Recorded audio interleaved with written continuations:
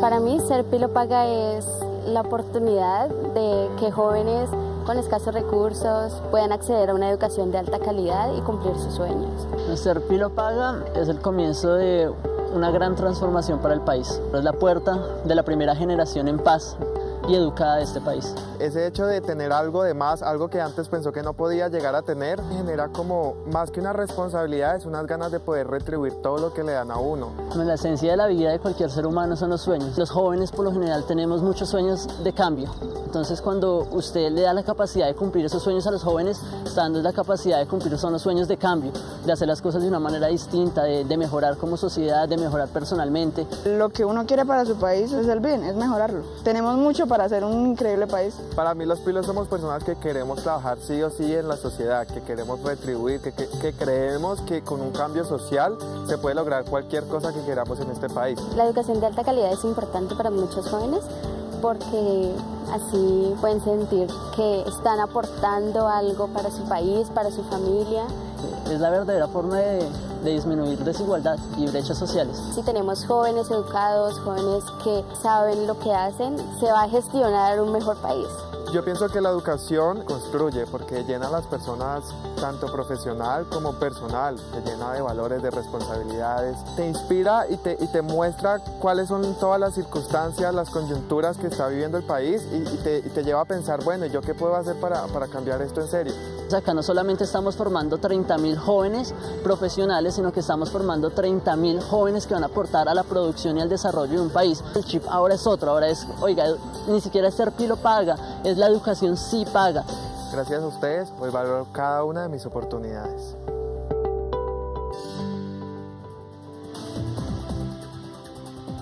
Bueno, ¿cómo vas? ¿Cómo va? ¿Cómo les ha ido? Hola. Muy bien. Siéntese.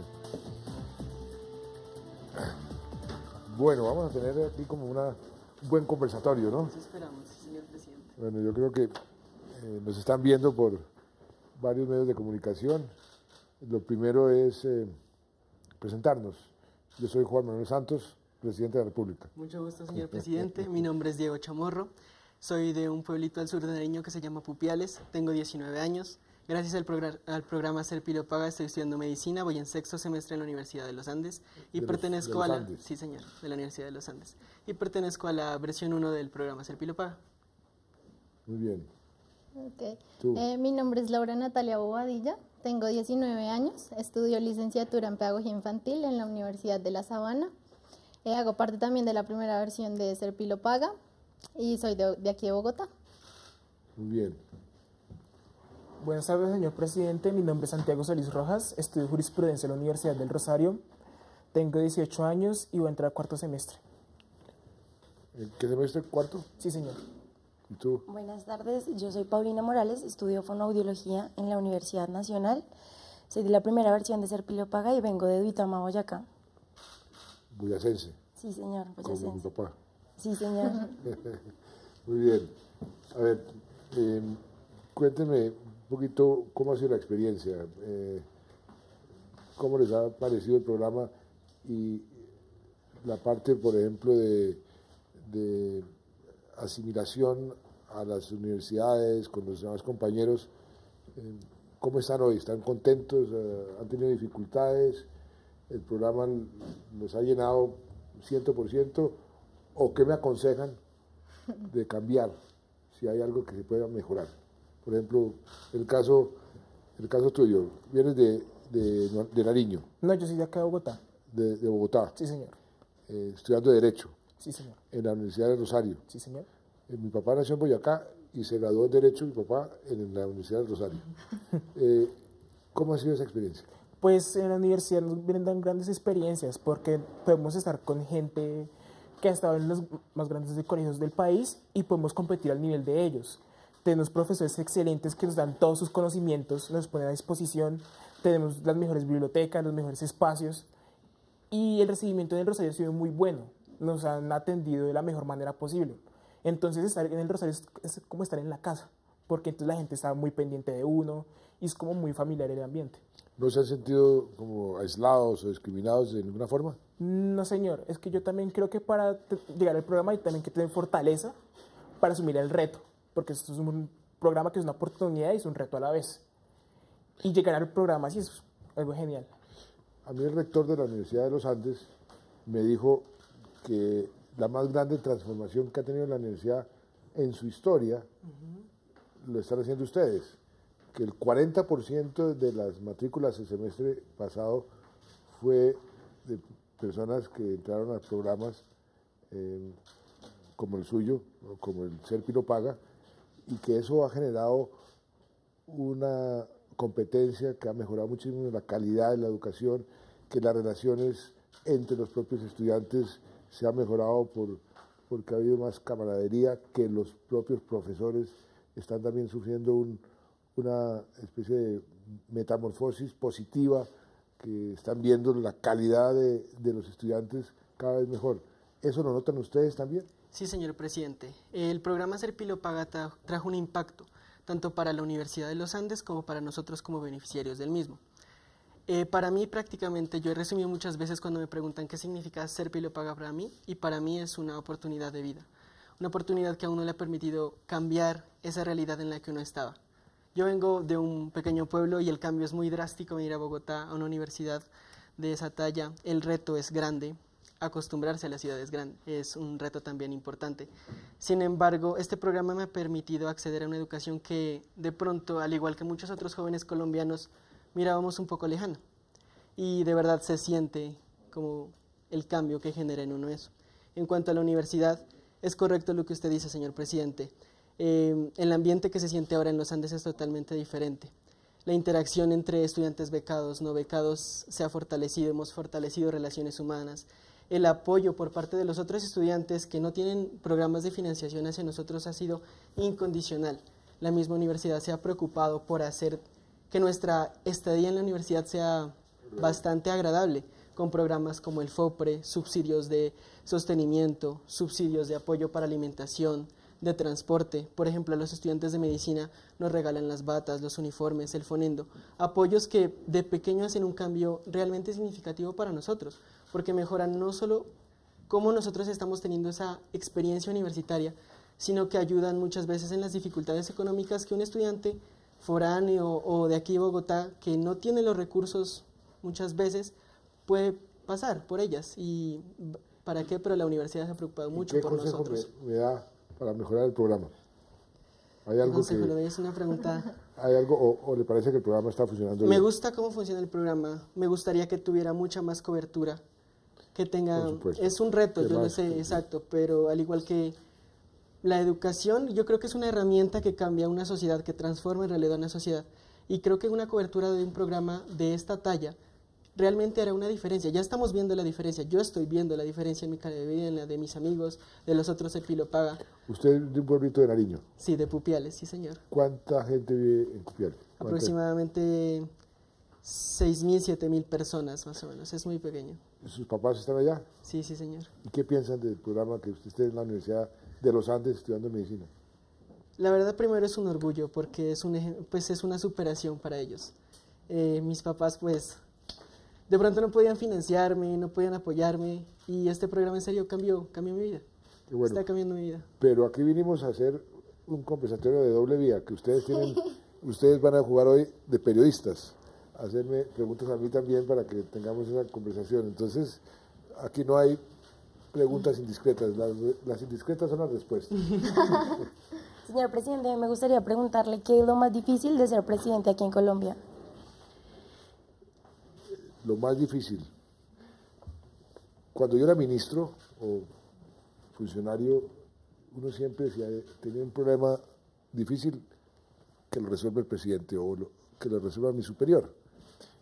Cuando uno es presidente no puede decir que lo resuelva mi superior, porque uno es el que tiene que tomar las decisiones.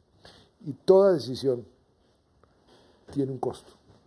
Todas las decisiones que toma el presidente de la República beneficia a unos, pero algunos quedan descontentos, algunos los afecta. Entonces, esa permanente toma de decisiones es un ejercicio bien difícil de asimilar, pero hay que hacerlo.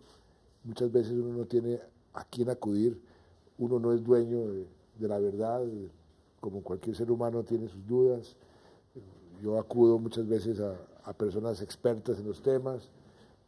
¿Usted qué opina? Tengo esta decisión difícil, pero tomar decisiones, que hay que tomarlas y no hay que demorarse mucho en tomarlas, siempre conlleva una dificultad. Yo creo que eso es lo más difícil de ser presidente, sobre todo un país como Colombia que tiene tantas dificultades y tantas necesidades. Una gran frustración de cualquier presidente aquí en Colombia y de cualquier gobernante en un departamento como el suyo, Nariño, es que las necesidades de la gente siempre son muy superiores a las capacidades de los gobiernos, del Estado, de satisfacer esas necesidades. Y eso es una permanente frustración, porque a uno le gustaría poder hacer más, pero tiene limitaciones presupuestales o físicas, donde uno no puede hacer más así quisiera. Presidente, a mí me gustaría, pues, primero que todo decirle que nosotros somos unos afortunados de pertenecer a este programa. Como le comentaba anteriormente, estudio licenciatura en Pedagogía Infantil y me gustaría preguntarle de qué forma ha contribuido a la educación para la primera infancia. Esa es buena pregunta y lástima que mi señora no esté aquí, que es la más abanderada de... Nosotros creamos un programa que se llama De Cero a Siempre, porque la primera infancia es la inversión social más rentable de cualquier sociedad. Y si uno quiere un país más equitativo, que ese es uno de mis sueños, de que esas diferencias entre las personas y las regiones no sean tan marcadas, tiene que comenzar por la educación y dentro de la educación por la primera infancia. ¿Por qué? Porque un niño o una niña que ha sido maltratada, mal alimentada, que no ha tenido el cuidado apropiado, cuando llegue al colegio, va a llegar en unas condiciones inferiores al que sí tuvo la posibilidad de ser bien tratado, bien alimentado. Y ahí se perpetúan las diferencias. Por eso la primera infancia es tan importante. El programa De Cero a Siempre, aquí trajimos un premio Nobel de Economía a inaugurar ese programa y dijo, eso es lo más importante. Como en Ser Pilo Paga, tenemos hoy ya una cobertura integral, es decir, le damos el tratamiento sobre todo a las familias más necesitadas, que cubre un número superior a 1.200.000, pero todavía nos falta mucho. Sí. Son muchos más niños que necesitan ese tipo de cuidado y ahí tenemos un gran desafío. También tomamos una decisión al comienzo del gobierno de hacer gratuita la educación pública para todos los niños y niñas de Colombia. Y hoy no hay excusa de ninguna mamá, ningún papá que pueda decir, es que no tengo la plata para mandar a mi hijo al colegio porque la educación es gratuita. Inclusive, a muchas mamás, muchos papás en Colombia no tienen ni siquiera para los libros. Y nos dijeron, me decían, presidente, le agradezco mucho lo que usted hizo de hacer gratis el colegio para mi hija, pero no tengo para comprar los textos escolares. Y por eso iniciamos un programa para regalar los textos. Llevamos cerca de 51 millones de textos que hemos regalado entre bibliotecas y textos escolares en los colegios. Los colegios creo que son alrededor de 37 millones. Y ahí vamos en ese proceso. La educación se convirtió en el rubro más importante del presupuesto. Antes era las Fuerzas Armadas, la seguridad, ahora es la educación, pero también nos falta mucho en materia de calidad en la universidad. Ese es otro tema muy importante. Hemos querido que los bachilleres cada vez tengan mejor acceso a educación superior. Cuando recibimos el gobierno, el 37% de los bachilleres iban a educación superior, hoy ya vamos en 51%, y ojalá que cuando termine el gobierno dentro de un año estemos por ahí alrededor de 57%. Esto yo creo que es la mejor inversión que puede hacer cualquier sociedad para el futuro. Eso no se ve hoy. El programa Ser Pilo Pago, yo no puedo decir, venga, lo inauguro, ¿no? Pero usted le va a entregar al país, por su educación, un servicio invaluable, un gran médico en una universidad como los Andes. Eso como contribución para el desarrollo del país va a ser extraordinario. Esos frutos se ven después.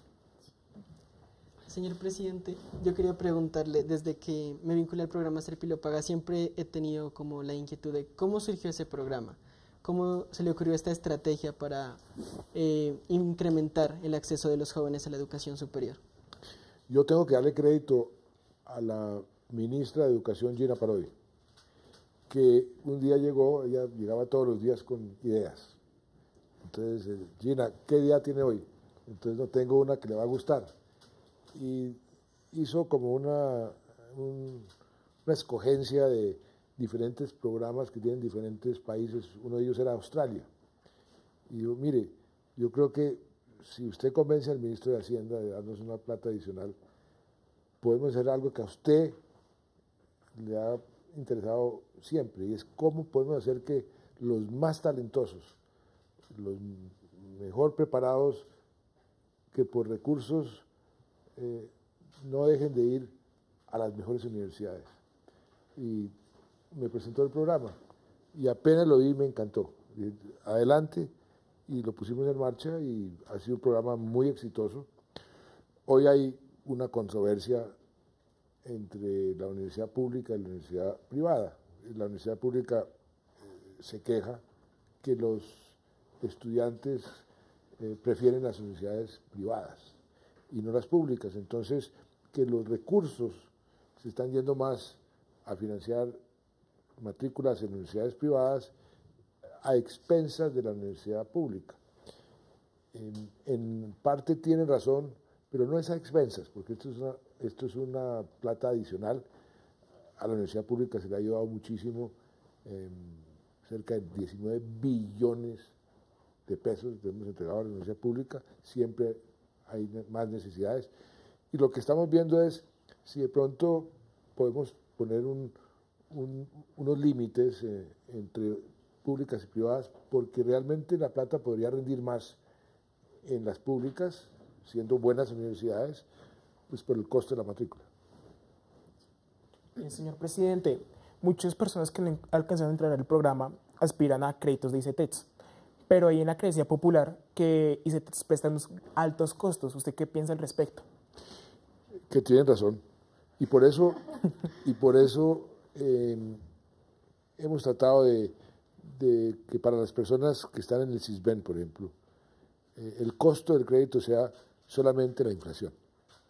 No les cobramos intereses, mejor dicho, que es el valor del dinero se mantenga simplemente por la inflación. En otros les damos inflación más 9, que aumenta muchísimo el costo, aunque la inflación más 9 es hoy en día un interés razonable.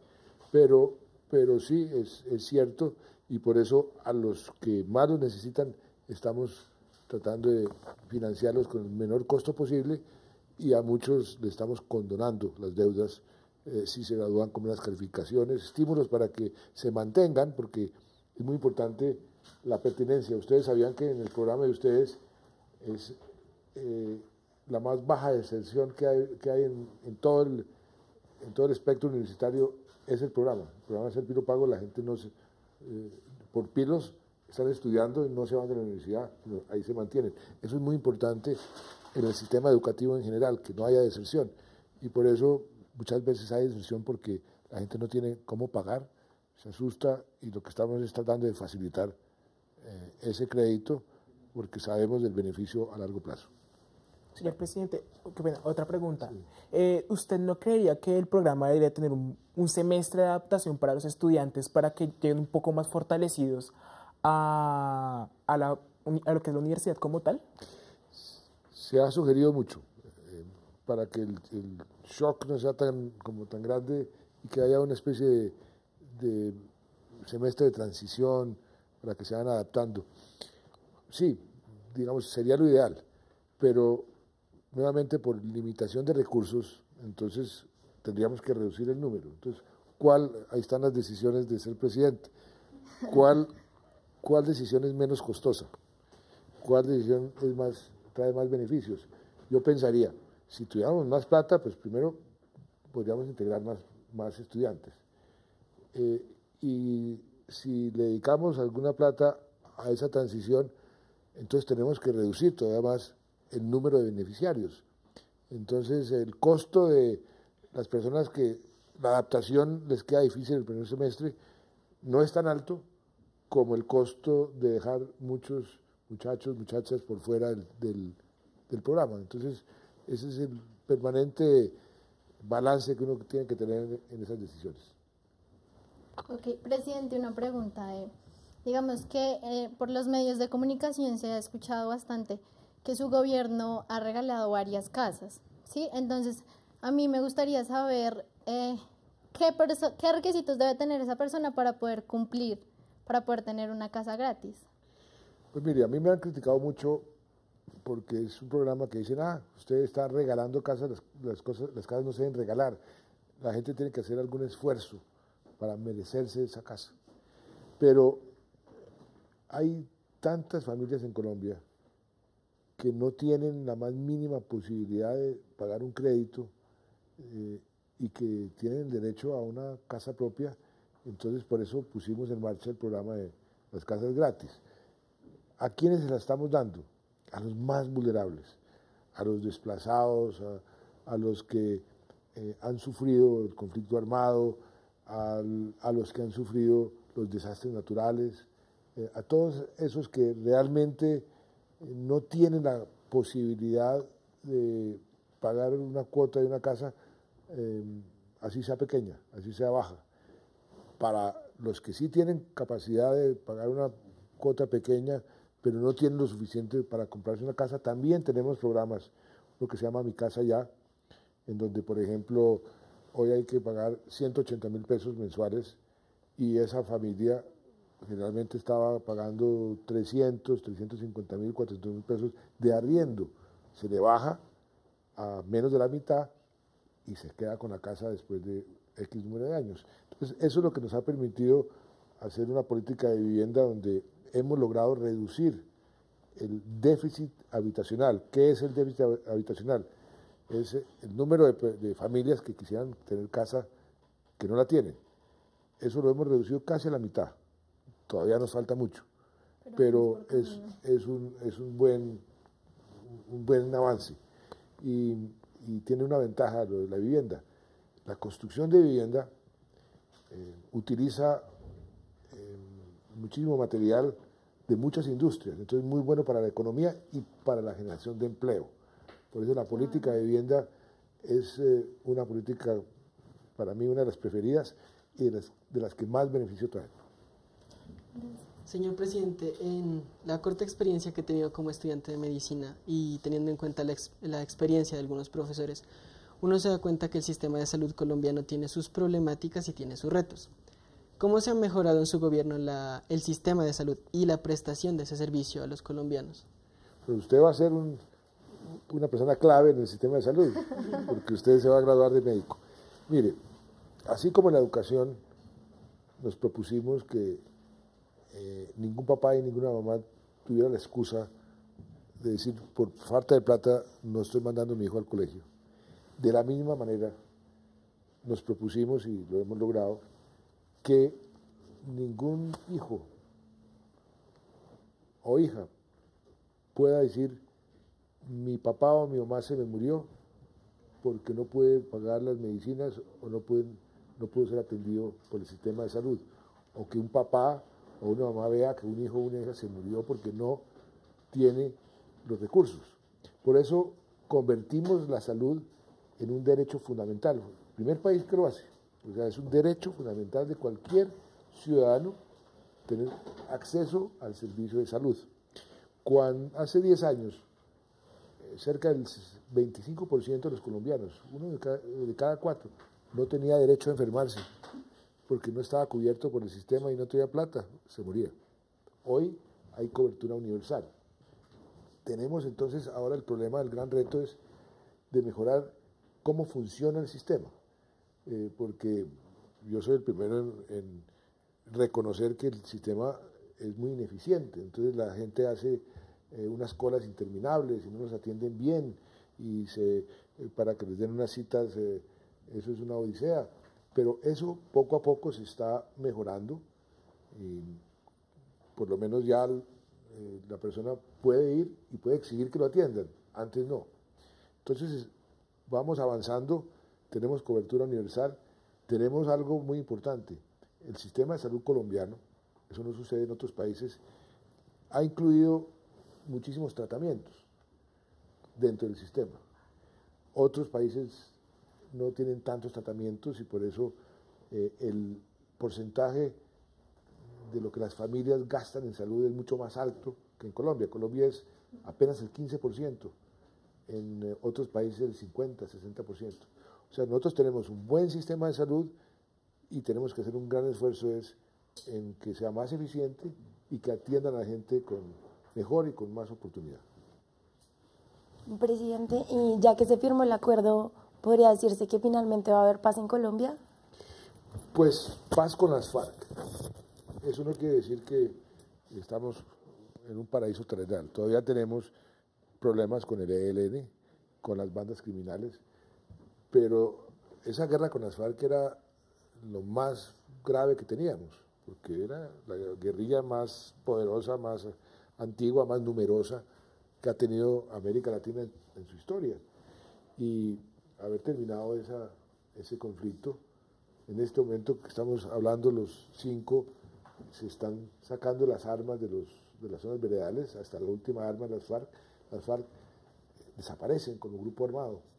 Y eso, la gente que ha vivido, ustedes son todavía jóvenes, pero yo que he vivido toda mi vida viendo esta guerra y viendo lo que esta guerra ha producido. Ustedes en Nariño, por ejemplo, han sufrido el conflicto armado como pocos departamentos y por eso van a ser muy beneficiados.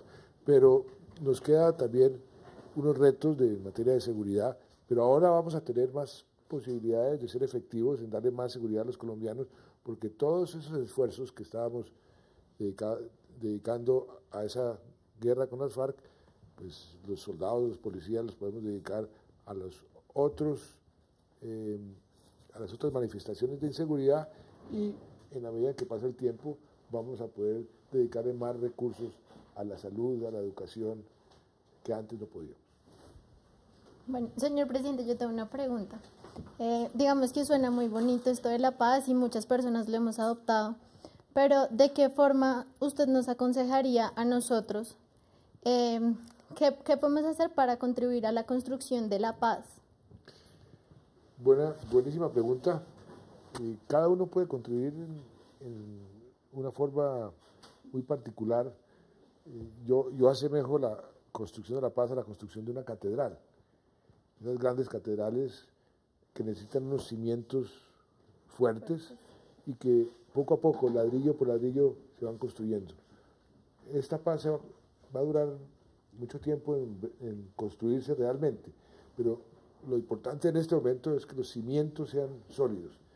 Y ahí, ustedes, por ejemplo, en sus hogares, en sus universidades, pueden contribuir a esa cultura de respetar las diferencias, de saber que hay gente que piensa diferente a uno y que es normal que haya esas diferencias, a reconciliarnos. El Papa viene a un mensaje muy lindo. El Papa viene, él lo llamó a que Colombia dé el primer paso hacia la reconciliación.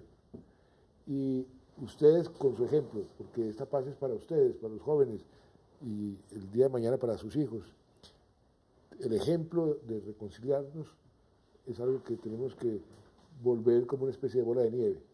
En la medida en que nos abracemos, en lugar de pegarnos puños, eso nos va a convertir en una nación con mucho mejor futuro, porque cuando la gente está reconciliada, cuando no hay divisiones como las que tenemos hoy, inclusive divisiones políticas, en donde la gente se insulta todo el día, y una sociedad encuentra objetivos comunes, ambiciosos, como el de ser el país mejor educado de América Latina año 2025, entonces la gente se une para lograr esos objetivos y así es como progresan las naciones. Nosotros teníamos hace 200 años, vamos a completar pues, nuestro bicentenario pronto, teníamos un nivel de vida no muy diferente al de Estados Unidos. Estados Unidos se disparó y nosotros hoy en día tenemos un nivel de vida muy inferior. ¿Por qué? Por las divisiones, por las guerras entre nosotros, porque esas permanentes controversias nos han servido de freno, como cuando uno quiere manejar un bus o un carro con el freno de mano puesto, pues sí avanza, pero avanza mucho más lento. Por eso el ejemplo en las universidades, en el caso de ustedes, en sus hogares, es muy importante. Señor presidente, uno de los retos que usted se ha puesto es convertir a Colombia en uno de los países líderes en educación. Pero como sabemos, Colombia también tiene otros retos en cuanto a infraestructura vial, en cuanto a energética, ese tipo de cosas. Quisiera saber cómo ha avanzado su gobierno en ese tipo de temas. Buena pregunta. Mire, la infraestructura.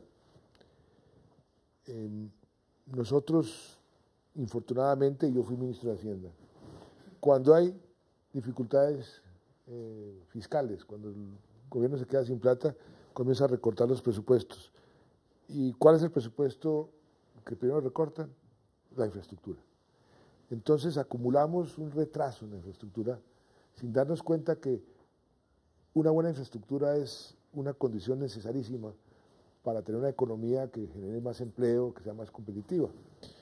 Y por otro lado, desde cuando yo tenía su edad, yo decía, pero ¿por qué en Colombia tenemos esas carreteritas y por qué otros países tienen unas autopistas maravillosas? Es que nosotros somos inferiores, es que nuestros ingenieros no son tan buenos. ¿Por qué es que nosotros no podemos tener esas grandes carreteras, esos túneles, esos puentes? Y cuando llegué al gobierno le dije a mi ministro, vamos a pensar en grande, vamos a hacer túneles, carreteras como Suiza o Alemania, porque podemos y debemos. Y entonces iniciamos un proceso. Ustedes cuando ven el aeropuerto El Dorado, hoy en día el aeropuerto El Dorado es el aeropuerto número 1 de América Latina en carga, el número 3 en número de pasajeros después de Sao Paulo y México. Y es uno de los más eficientes en materia de número de vuelos que entran y salen. Pero así hemos intervenido 58 aeropuertos. Ustedes van por el país en carretera y ven a Colombia en obra. En todas partes hay construcción y estamos en eso avanzando mucho. Un sueño que teníamos los colombianos de conectar el sur del país, Ecuador, con Venezuela, con unas grandes carreteras, eso ya es una realidad. Ya se están construyendo esas grandes autopistas y como en todo nos falta mucho todavía, pero lo que hemos avanzado en estos 7 años ha sido muy importante. Y ese es un esfuerzo que va a generar unos grandes dividendos hacia el futuro. Porque, por ejemplo, si ustedes producen algo en Bogotá y lo quieren exportar, era más costoso llevar un contenedor de Bogotá a Barranquilla o a Buenaventura que de Buenaventura a la China. Pues eso está cambiando, porque ahora con buenas carreteras y con buen transporte, pues bajan los fletes, se vuelve más competitivo, compran más productos en Bogotá o más productos de exportación, genera más empleo y así es como podemos desarrollarnos más. Presidente, una pregunta, ¿cómo se va o cómo se podría mejorar el financiamiento de la universidad pública? Pues mire, la universidad pública